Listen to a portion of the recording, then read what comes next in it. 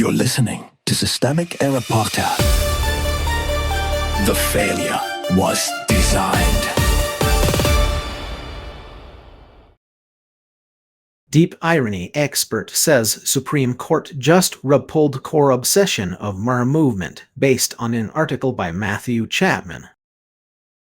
MAHA was never a health movement. It was a coalition discipline machine. Health grievance, corporate power. Donald Trump pulled Robert F. Kennedy Jr. into his 2024 coalition by packaging anti-vaccine grievance as Make America Healthy Again. That branding was useful because it gave people a moral story to attach to distrust, fear, and frustration. But the source material makes the power structure plain, and the real institutional actors were Trump, the Supreme Court he helped appoint, and the corporate defendant protected by that court. The health rhetoric was the wrapper. The governing alliance was the product. The court chose corporate immunity. The immediate decision here was not made by activists and not by the people who say they were harmed. The Supreme Court blocked lawsuits from moving forward against Bayer-Monsanto, ruling that the company could not be held liable under state law for failure to warn consumers about Roundup's alleged cancer risk. That is an allocation of power, not a technicality.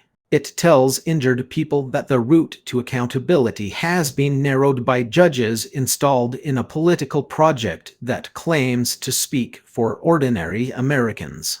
RFK Jr. is the irony, not the story. The source calls it irony that RFK Jr., now Health and Human Services Secretary, built his career suing the very company his bosses caught has now installated.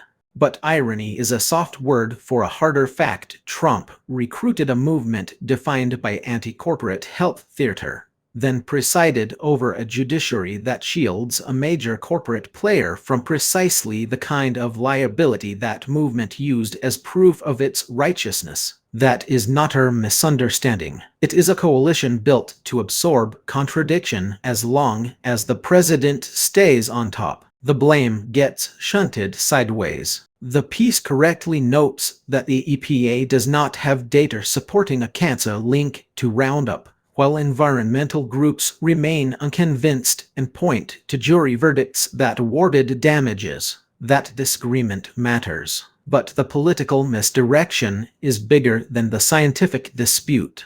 The source shows how MAHA figures spent years turning Monsanto into a symbol of big agriculture while the actual governing power remained aligned with corporate interests. The result is a familiar trick. Outrage is cultivated downward, while legal and institutional protection flows upward. What this reveals: this is what modern right-wing populism looks like when it gets close to the state. It feeds on anti-establishment language while using state power to protect elite actors from accountability.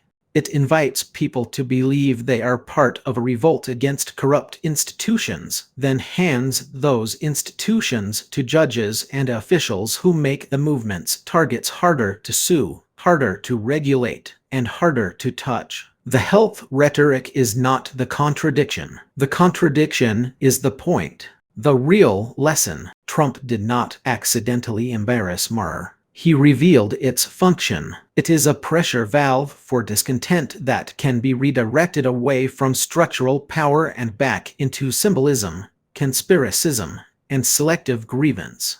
The decision to shield Monsanto is a cleaner political truth than the movement that preceded it. When the coalition is built around one strawman and the institutions he controls, health becomes just another campaign word for subordination. You've been listening to Systemic Error. Thanks to Raw Story for today's article. With the automated voice of Bryce, thanks for listening.